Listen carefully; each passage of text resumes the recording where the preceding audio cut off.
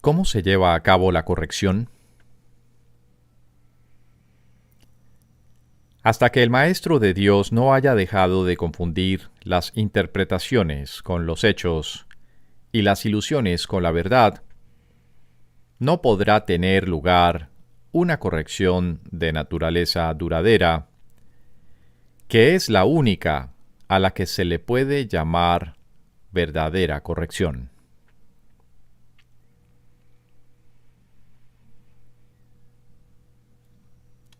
Si discute con su alumno acerca de un pensamiento mágico, ataca dicho pensamiento, trata de probar que es erróneo o demostrar su falsedad, solo estará dando testimonio de su realidad.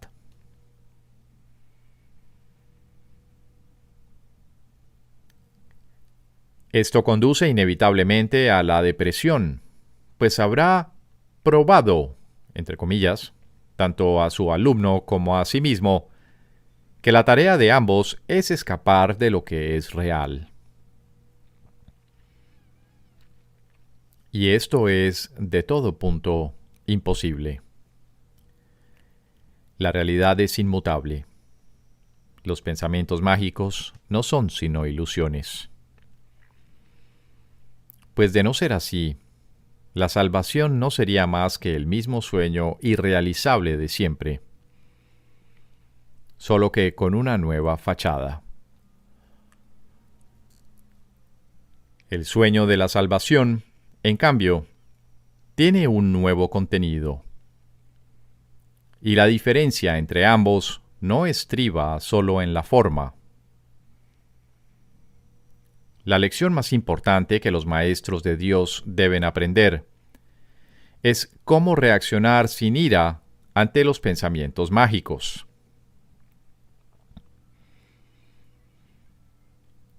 Solo de esta manera pueden proclamar la verdad acerca de sí mismos.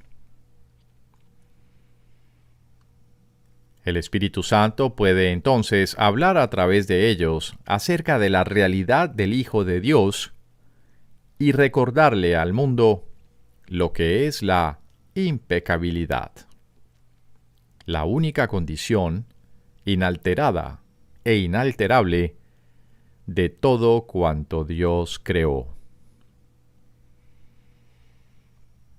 El Espíritu Santo puede ahora proclamar la palabra de Dios a oídos atentos y llevar la visión de Cristo a ojos que ven.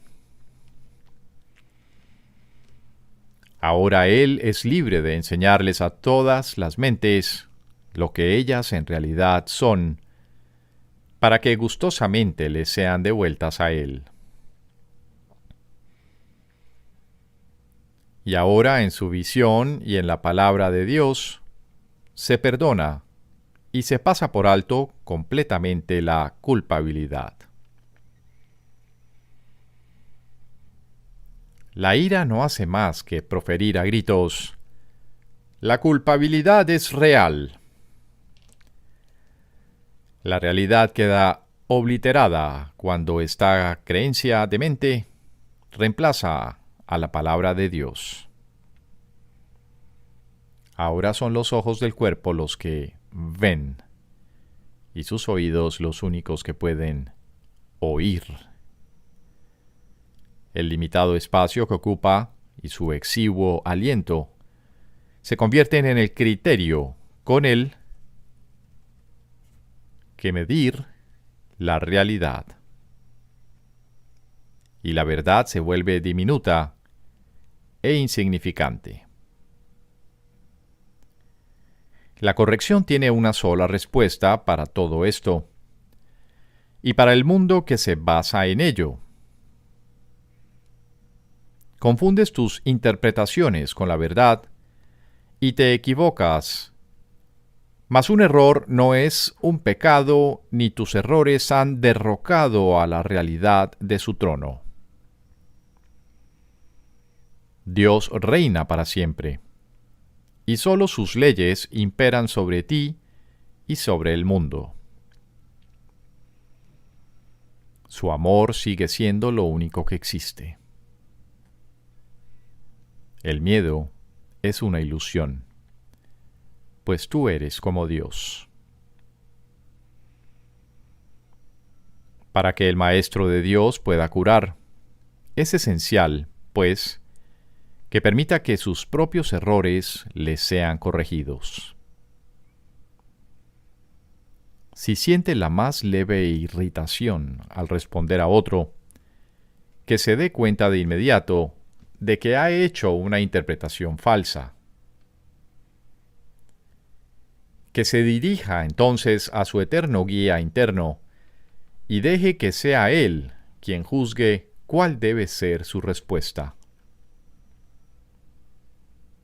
De este modo, el Maestro de Dios se cura y en su curación su alumno se cura con él. La única responsabilidad del Maestro de Dios es aceptar la expiación para sí mismo. La expiación es sencillamente la corrección o anulación de los errores. Cuando se haya alcanzado, el Maestro de Dios se habrá convertido, por definición, en un obrador de milagros. Sus pecados le habrán sido perdonados, y él ya no se condenará a sí mismo. ¿Cómo podría entonces condenar a otros? ¿Y habría alguien al que su perdón no pudiese curar? ¿Qué es la justicia? La justicia es la corrección divina de la injusticia. La injusticia es la base de todos los juicios del mundo. La justicia corrige las interpretaciones a las que la injusticia da lugar y las cancela. Ni la justicia ni la injusticia existen en el cielo, donde el error es imposible y la idea de corrección carece de sentido. En este mundo, sin embargo, el perdón depende de la justicia, ya que todo ataque no puede sino ser injusto. La justicia es el veredicto que el Espíritu Santo emite acerca del mundo. La justicia es imposible, excepto en su juicio, pues nadie en el mundo es capaz de dejar a un lado toda injusticia y de hacer únicamente interpretaciones justas. Si el Hijo de Dios fuese juzgado imparcialmente, no habría necesidad de salvación. El pensamiento de separación hubiese sido eternamente inconcebible. La palabra impecabilidad se utiliza aquí con el significado de condición carente de pecado.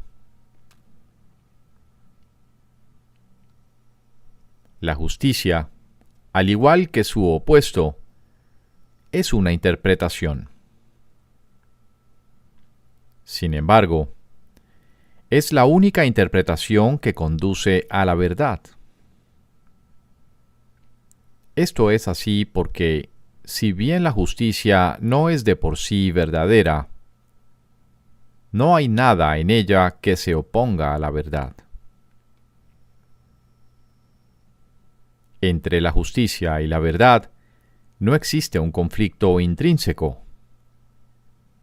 Una no es sino el primer paso en dirección a la otra. El camino varía considerablemente a medida que uno avanza. Sería imposible predecir de antemano toda la magnificencia, la grandiosidad de los paisajes y los vastos panoramas que han de salir a nuestro encuentro a lo largo del recorrido.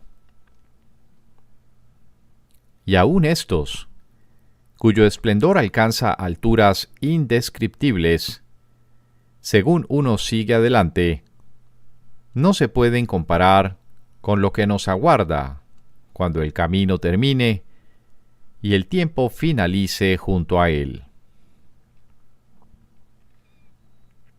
Pero por alguna parte hay que comenzar. La justicia es el comienzo. Todos los conceptos que abrigas acerca de ti mismo y de tus hermanos, todos tus temores acerca de situaciones futuras y toda tu preocupación por el pasado tienen su origen en la injusticia. He aquí el cristal que, al ponerse ante los ojos del cuerpo, deforma la percepción y trae testigos de un mundo distorsionado a la mente que inventó el cristal y que en tanta estima lo tiene. Así, selectiva y arbitrariamente, es como se forja cada concepto del mundo. Los pecados, entre comillas, se perciben y se justifican mediante un cuidadoso método selectivo del que está ausente toda idea de totalidad.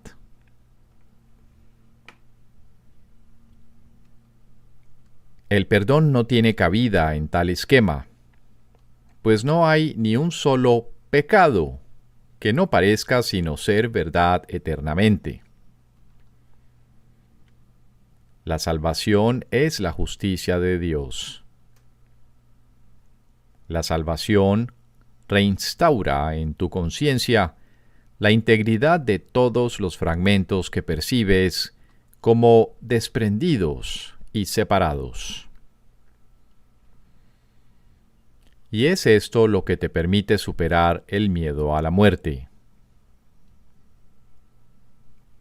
Pues los fragmentos separados no pueden sino deteriorarse y morir, pero lo que goza de plenitud es inmortal y por siempre semejante a su Creador, al ser uno con Él.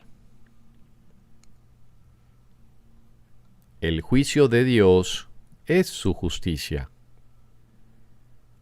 Sobre este juicio, totalmente desprovisto de condenación, al ser una evaluación eternamente basada en el amor, has proyectado tu injusticia, atribuyéndole a Dios el cristal de percepción deformada a través del que miras tú. Ahora el cristal es suyo y no tuyo. Ahora tienes miedo de él y no te das cuenta de que odias y temes a tu propio ser, como si de tu enemigo se tratase. Implora la justicia de Dios y no confundas su misericordia con tu demencia. La percepción puede dar forma a cualquier imagen que la mente desee ver. Ten presente esto. En esto estriba el que veas el cielo o el infierno, según elijas. La justicia de Dios apunta hacia el cielo precisamente porque es totalmente imparcial. La justicia de Dios acepta todas las pruebas que se le presentan, sin omitir nada y sin considerar nada como algo separado y ajeno a todo lo demás. La justicia de Dios juzga desde este punto de vista y solo desde él. Aquí todo ataque y toda condenación dejan de tener sentido y se hacen insostenibles.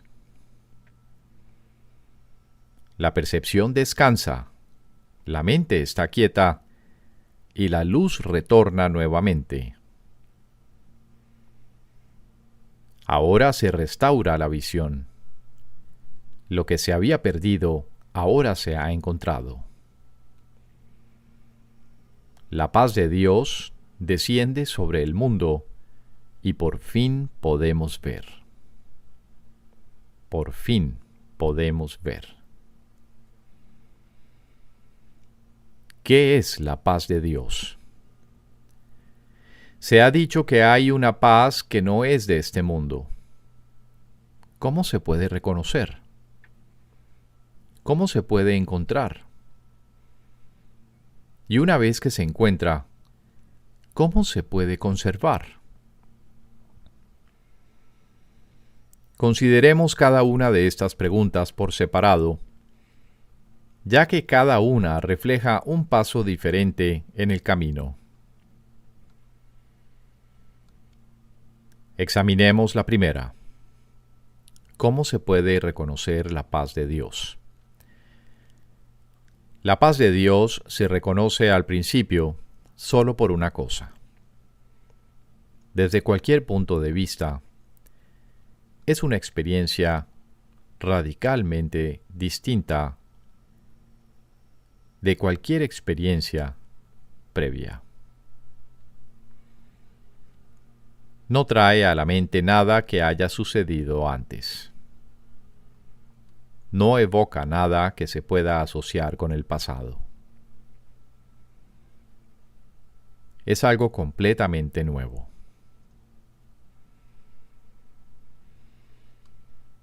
Existe ciertamente un contraste entre esta experiencia y cualquier experiencia del pasado. Pero curiosamente, no es este un contraste que esté basado en diferencias reales. El pasado sencillamente se desvanece y la quietud eterna pasa a ocupar su lugar. Eso es todo.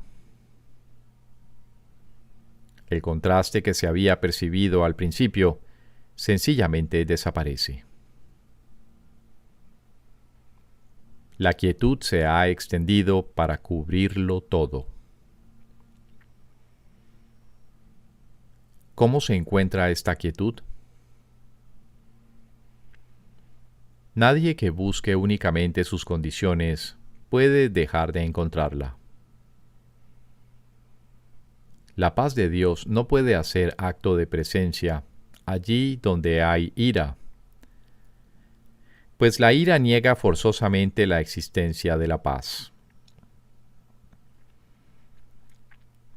Todo aquel que de alguna manera o en cualquier circunstancia considere que la ira está justificada,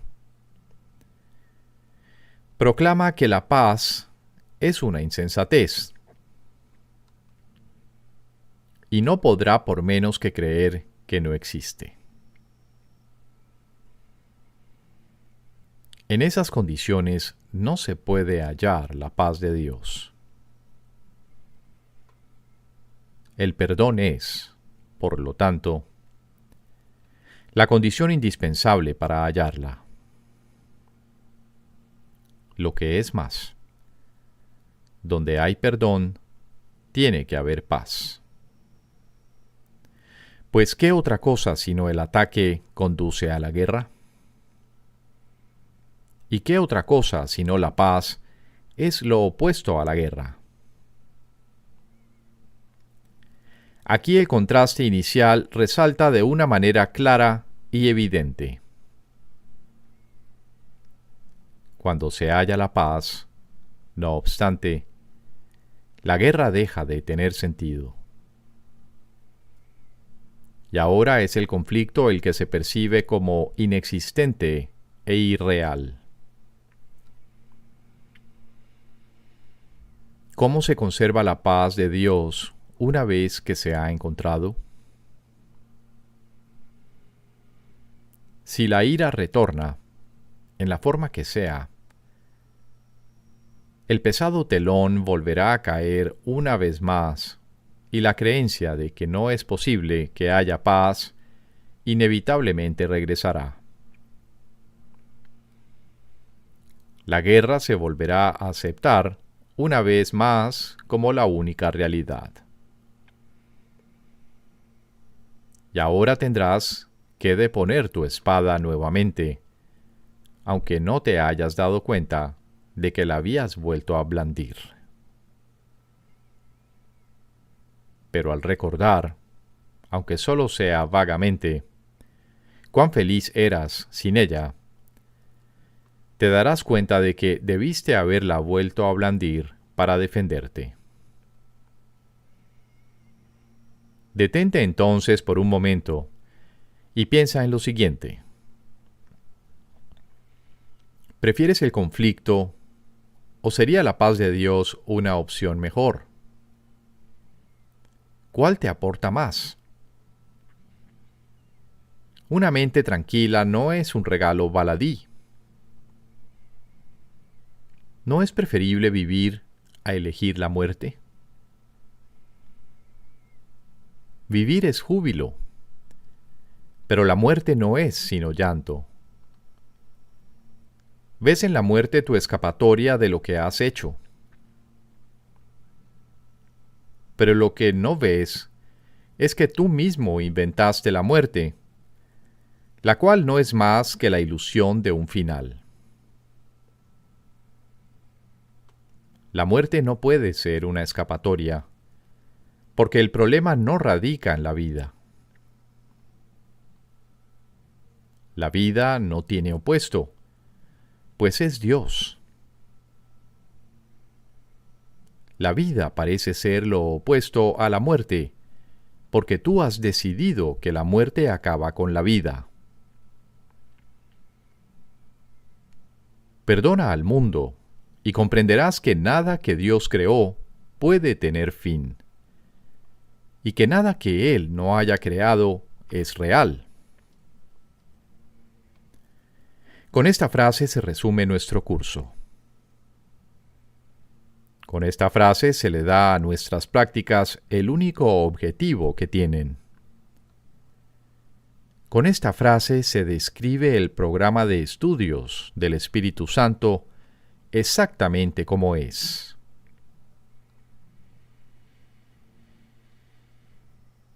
¿Qué es la paz de Dios? La paz de Dios no es más que esto: el simple entendimiento de que su voluntad no tiene ningún opuesto. Ningún pensamiento que contradiga su voluntad puede ser verdadero. El contraste entre su voluntad y la tuya tan solo daba la impresión de ser real. En realidad, no había conflicto, pues su voluntad es la tuya. Ahora la poderosa voluntad de Dios mismo es su regalo para ti.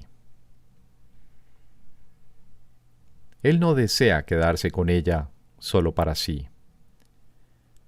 ¿Por qué querrías mantener tus insignificantes y frágiles alucinaciones ocultas de Él? La voluntad de Dios es una, y es lo único que existe. Ese es tu patrimonio.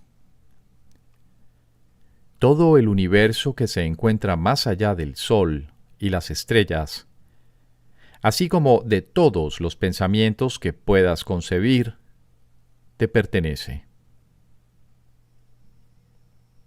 La paz de Dios es la condición para que se haga su voluntad. Alcanza su paz y le recordarás. ¿Qué papel juegan las palabras en el proceso de curación? Estrictamente hablando, las palabras no juegan ningún papel en el proceso de curación. El factor motivante es la oración o petición. Recibes lo que pides. Pero esto se refiere a la oración del corazón, no a las palabras que usas al orar. A veces las palabras y la oración se contradicen entre sí. Otras veces coinciden. Eso no importa. Dios no entiende de palabras, pues fueron hechas por mentes separadas para mantenerlas en la ilusión de la separación. Las palabras pueden ser útiles, especialmente para el principiante, ya que lo ayudan a concentrarse y a facilitar la exclusión, o al menos el control de los pensamientos foráneos. No olvidemos, no obstante, que las palabras no son más que símbolos de símbolos. Por lo tanto, están doblemente alejadas de la realidad.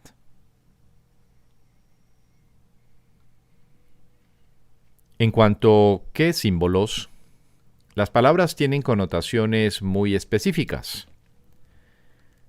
Aún en el caso de las que parecen ser más abstractas, la imagen que evocan en la mente tiende a ser muy concreta.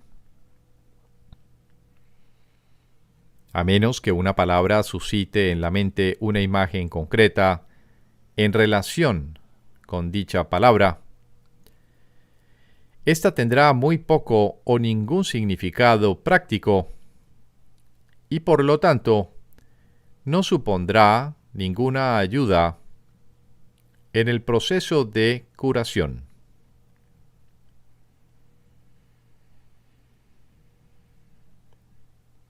La oración del corazón no pide realmente cosas concretas. Lo que pide es siempre alguna clase de experiencia, y las cosas que específicamente pide son las portadoras de la experiencia deseada en opinión del peticionario. Las palabras, por consiguiente, son símbolos de las cosas que se piden. Pero las cosas en sí no son sino la representación de las experiencias que se anhelan. La oración que pide cosas de este mundo dará lugar a experiencias de este mundo. Si la oración del corazón pide eso, eso es lo que se le dará, porque eso es lo que recibirá. Es imposible entonces que en la percepción del que pide, la oración del corazón no reciba respuesta. Si pide lo imposible, si desea lo que no existe, o si lo que busca en su corazón son ilusiones, eso es lo que tendrá.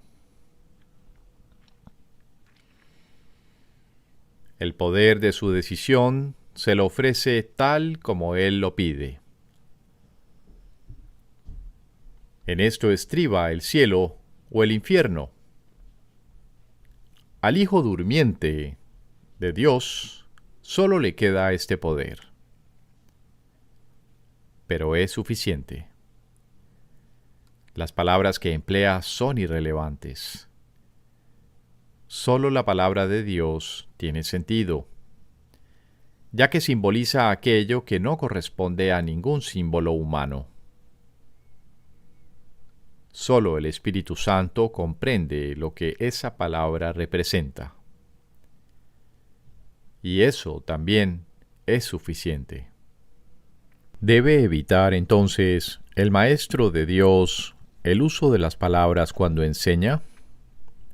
Por supuesto que no. Son muchos a los que aún es necesario acercarse por medio de las palabras, ya que todavía son incapaces de oír en silencio. No obstante, el Maestro de Dios debe aprender a utilizar las palabras de otra manera.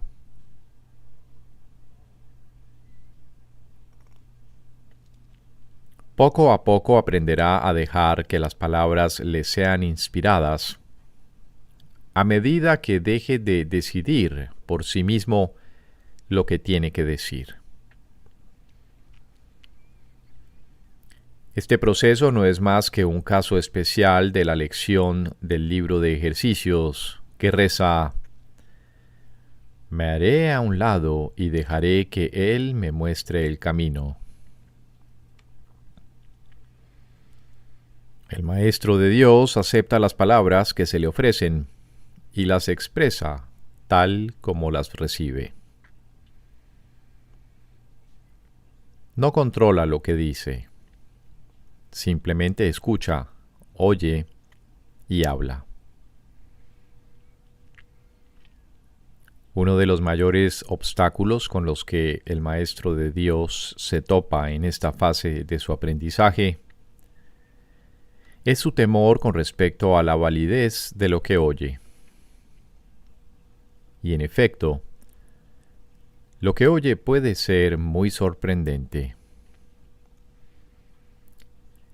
Puede que también le parezca que no tiene nada que ver con el problema en cuestión, tal como él lo percibe, y puede incluso poner al maestro en una situación que a él le puede parecer muy embarazosa.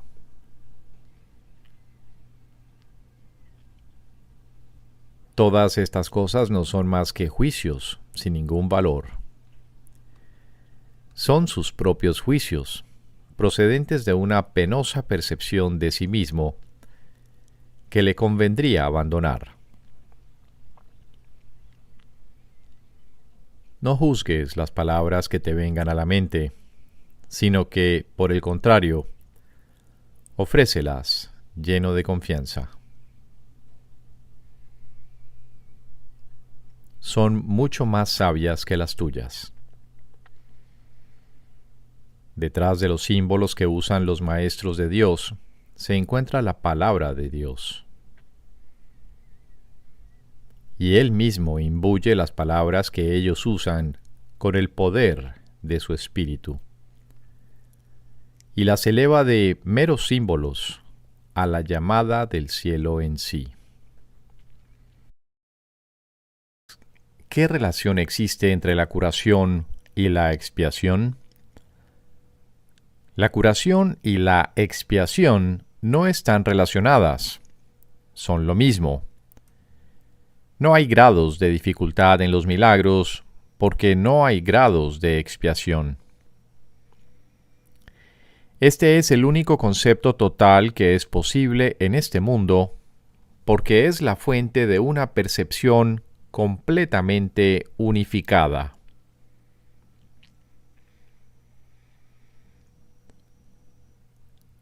La idea de una expiación parcial no tiene sentido. Del mismo modo como es posible que haya ciertas áreas en el cielo reservadas para el infierno. Acepta la expiación y te curarás. La expiación es la palabra de Dios. Acepta su palabra y ya no quedará nada que pueda dar lugar a la enfermedad. Acepta su palabra y todo milagro se habrá realizado. Perdonar es curar. El Maestro de Dios ha decidido que aceptar la expiación para sí mismo es su única función. ¿Qué puede haber, entonces, que Él no pueda curar? ¿Qué milagro se le podría negar? El progreso del Maestro de Dios puede ser lento o rápido, dependiendo de si reconoce la naturaleza inclusiva de la expiación, o de si, por algún tiempo, excluye de ella ciertas áreas problemáticas.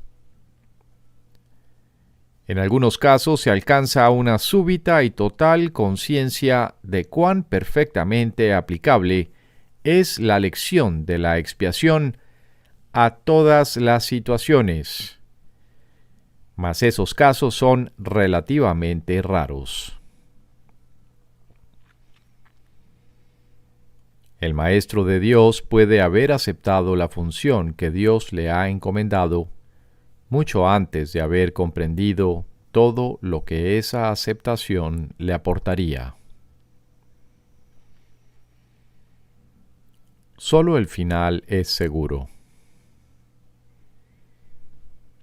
En cualquier momento a lo largo de su camino, puede alcanzar el entendimiento necesario de lo que significa la total inclusión. Si el camino le parece largo, que no se desanime. Ya ha decidido qué rumbo quiere tomar. Eso fue lo único que se le pidió. Y habiendo cumplido con lo requerido, ¿le negaría a Dios lo demás? Para que el Maestro de Dios progrese, necesita comprender que perdonar es curar. La idea de que el cuerpo puede enfermar es uno de los conceptos fundamentales del sistema de pensamiento del ego. Dicho pensamiento le otorga autonomía al cuerpo, lo separa de la mente y mantiene intacta la idea del ataque.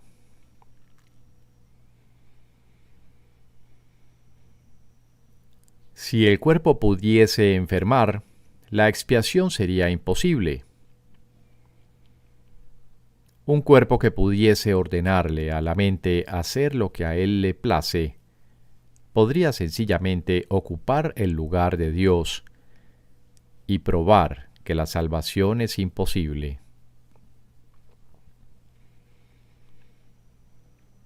¿Qué quedaría entonces que necesitase curación? Pues el cuerpo se habría enseñoreado de la mente.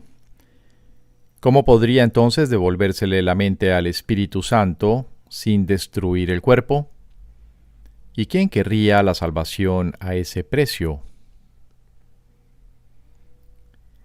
Ciertamente no parece que la enfermedad sea una decisión. Ni nadie cree realmente que lo que quiere es estar enfermo. Tal vez pueda aceptar la idea en teoría, pero rara vez la aplica de manera consistente a todas las clases de enfermedad que percibe en sí mismo o en los demás. No es tampoco en este nivel donde el Maestro de Dios invoca el milagro de la curación. Él mira más allá de la mente y del cuerpo, y ve únicamente la faz de Cristo resplandeciendo ante él, corrigiendo todos los errores y sanando toda percepción. La curación es el resultado del reconocimiento por parte del Maestro de Dios de quien es Él que necesita ser curado. Este reconocimiento es aplicable solo a algunas cosas. Es verdad con respecto a todas las cosas que Dios creó. En dicho reconocimiento se subsanan todas las ilusiones. Cuando un maestro de Dios no puede curar, es porque se ha olvidado de quién es. De esta forma, la enfermedad de otro pasa a ser la suya. Al permitir que esto suceda, se identifica con el ego de otro y por lo tanto confunde a éste con un cuerpo. Al hacer eso, se niega a aceptar la expiación para sí mismo y es imposible que pueda ofrecérsela a su hermano en el nombre de Cristo. De hecho, será incapaz de reconocer a su hermano en absoluto, pues su Padre no creó cuerpos y por consiguiente, solo estará viendo en su hermano lo irreal. Un error no puede corregir otro error, y una percepción distorsionada no cura. Hazte a un lado, Maestro de Dios. Has estado equivocado. No señales el camino, pues has perdido el rumbo. Dirígete de inmediato a tu Maestro y deja que Él te cure. La ofrenda de la expiación es universal. Es aplicable por igual a todo el mundo y en cualquier circunstancia. En ella reside el poder de curar a cualquier persona de cualquier clase de enfermedad. No creer esto es ser injusto con Dios y por ende serle infiel.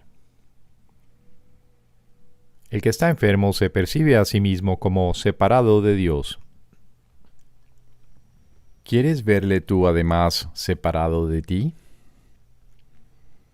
Tu tarea es sanar la sensación de separación que le hizo enfermar.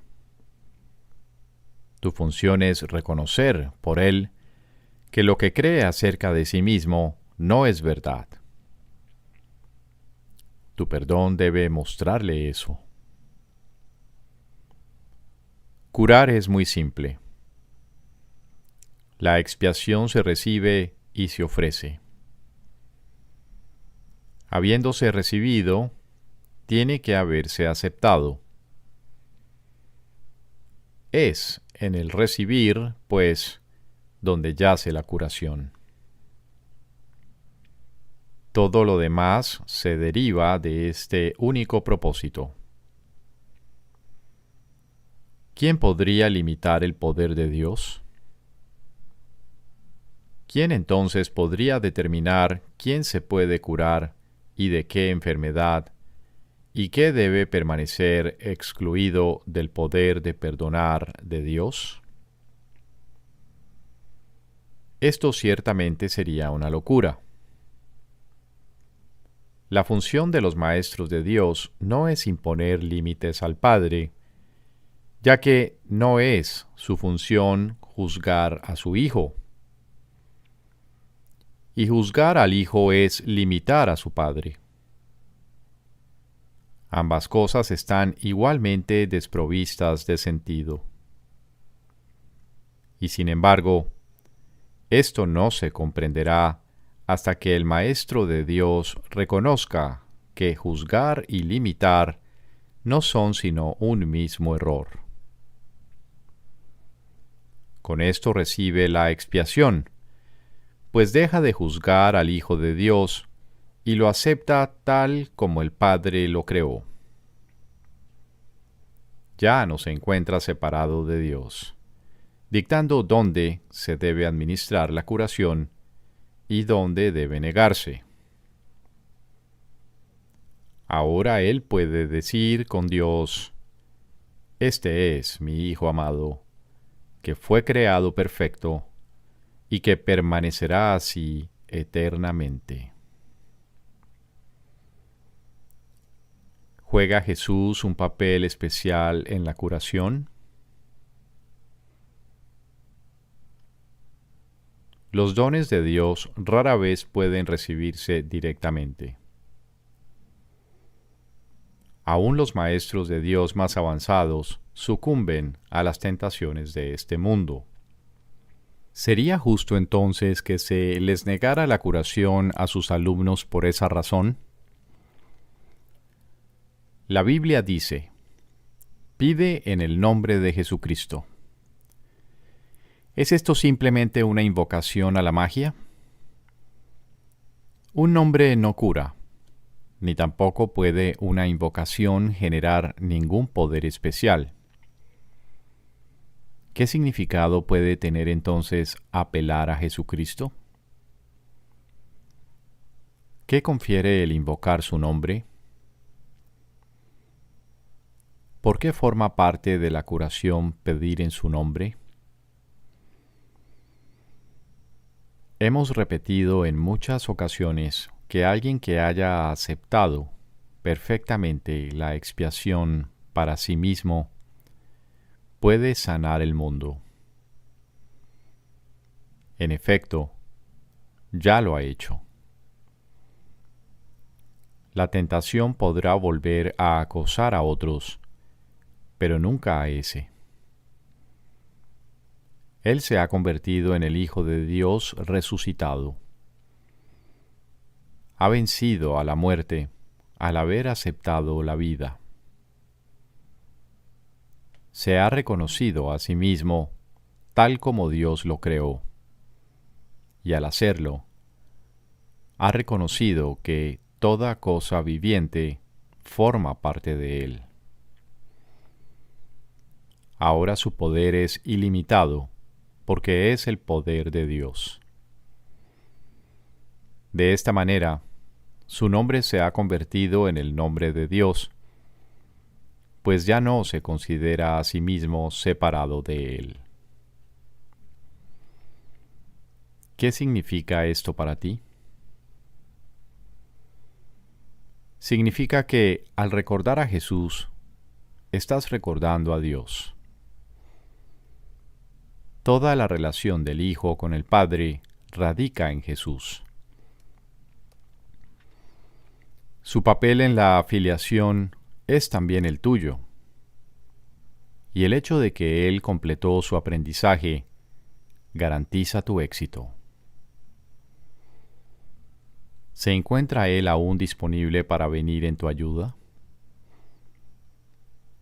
¿Qué dijo Él mismo al respecto?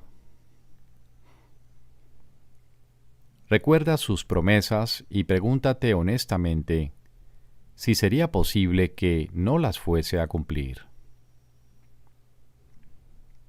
¿Puede Dios fallarle a su Hijo? ¿Y puede quien es uno con Dios ser distinto de Él? El que trasciende el cuerpo trasciende también toda limitación. ¿Cómo no iba a estar disponible el más grande de los maestros para aquellos que lo siguen?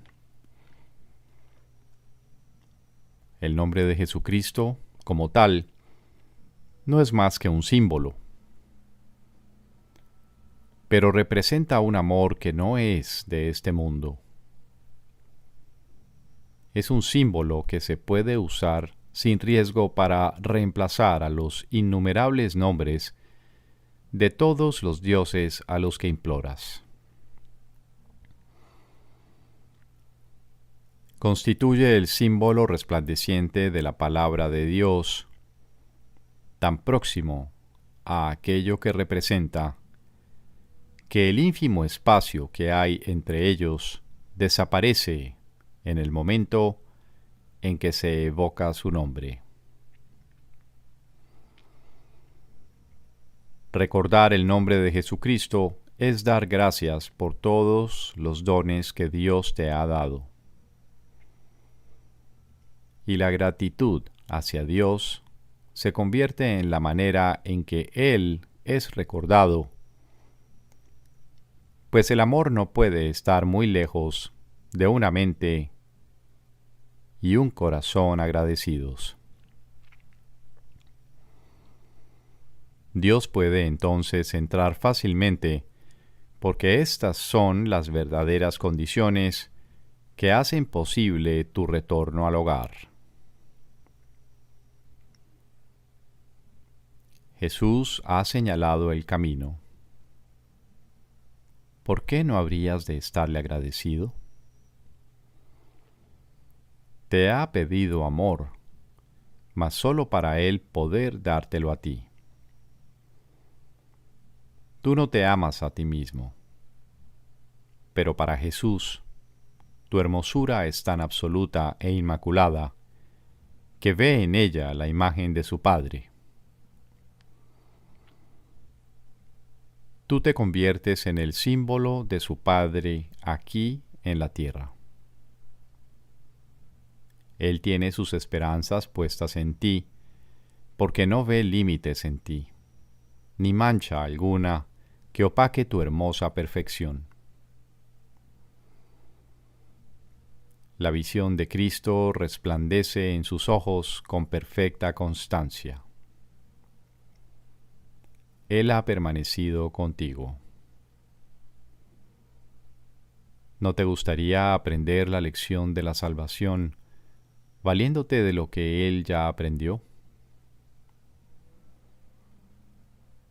¿Para qué empezar de nuevo cuando Él ya recorrió la jornada por ti?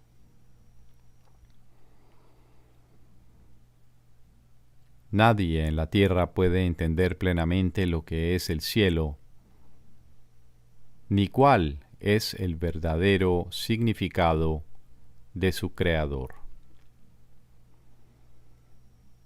Sin embargo, tenemos testigos. A ellos es a quienes el que es sabio debe acudir. Han existido personas cuyo conocimiento sobrepasó con mucho lo que nosotros podemos aprender. Y no queremos enseñar las limitaciones que nos hemos impuesto. Nadie que se haya convertido en un maestro de Dios verdadero y completamente dedicado se olvida de sus hermanos. Lo que les puede ofrecer, no obstante, se ve limitado por lo que él mismo ha aprendido. Dirígete entonces hacia uno que abandonó todo límite y fue más allá del alcance más elevado que el aprendizaje puede ofrecer. Él te llevará consigo, pues no llegó hasta allí solo. Estabas con Él entonces, tal como lo estás ahora. Este curso procede de Él, porque sus palabras llegan a ti en un lenguaje que puedes amar y comprender. Puede haber otros maestros que señalen el camino a aquellos que hablan lenguas distintas y recurren a símbolos diferentes. Por supuesto que sí. ¿Dejaría Dios a uno solo de sus hijos sin una ayuda muy real en tiempos de tribulación, sin un Salvador que lo representase? Aún así, necesitamos un programa de estudios polifacético. No porque el contenido sea diferente,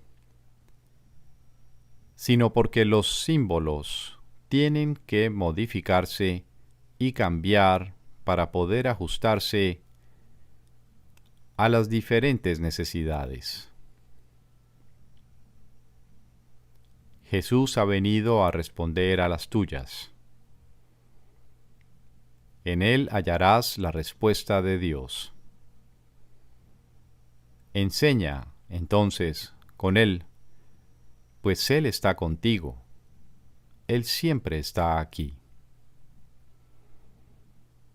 ¿Existe la reencarnación? En última instancia, la reencarnación es imposible. El pasado no existe ni el futuro tampoco, y la idea de nacer en un cuerpo, ya sea una o muchas veces, no tiene sentido. La reencarnación, por lo tanto, no puede ser verdad desde ningún punto de vista. Nuestra única pregunta debería ser, ¿es un concepto útil? Y eso depende, por supuesto, del uso que se le dé. Si se usa para reforzar el reconocimiento de la naturaleza eterna de la vida, es ciertamente útil. ¿Qué otra pregunta con respecto a la reencarnación podría ser útil para arrojar luz sobre el camino? Al igual que muchas otras creencias, esta puede usarse desacertadamente. En el mejor de los casos, el mal uso que se hace de ella da lugar a preocupaciones y tal vez a orgullo por el pasado. En el peor de los casos, provoca inercia en el presente. Y entre estos dos extremos, puede dar lugar a muchísimas insensateces.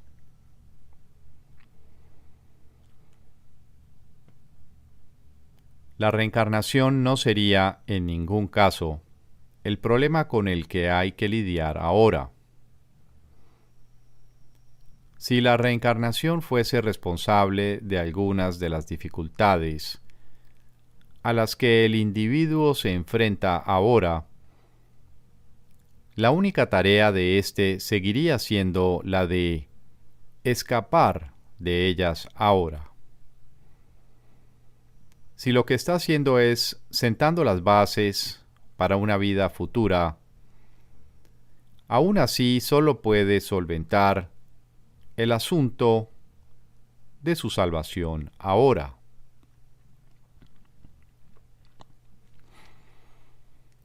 Puede que algunos hallen consuelo en el concepto, y si ello los consuela, su valor es evidente. Lo cierto es, sin embargo, que tanto los que creen en la reencarnación como los que no, pueden encontrar el camino que conduce a la salvación. Por lo tanto, no puede considerarse que sea una idea esencial en el programa de estudios. Siempre existe cierto riesgo en ver el presente en función del pasado. Mas siempre hay algo bueno en cualquier pensamiento que refuerce la idea de que la vida y el cuerpo no son lo mismo. Para nuestros propósitos, no sería útil adoptar una postura definitiva al respecto. Un maestro de Dios debe ser igualmente útil para los que creen en la reencarnación como para los que no. Exigirle una postura definitiva simplemente limitaría su utilidad, así como su propia capacidad de decisión. Nuestro curso no se ocupa de ningún concepto que no sea aceptable para cualquier persona, independientemente de sus creencias previas. Bastante tendrá con lidiar con su ego, como para añadir controversias sectarias a su carga. Tampoco sería ventajoso que alguien aceptara el curso prematuramente, solo porque éste apoya una creencia que él ha albergado por mucho tiempo.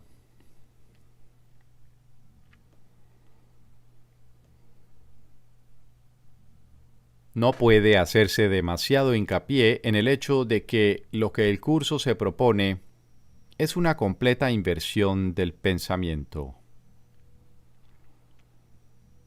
Cuando esto finalmente se logre, cuestiones tales como la validez de la reencarnación dejarán de tener sentido. Hasta entonces, es probable que sean simplemente motivo de controversia.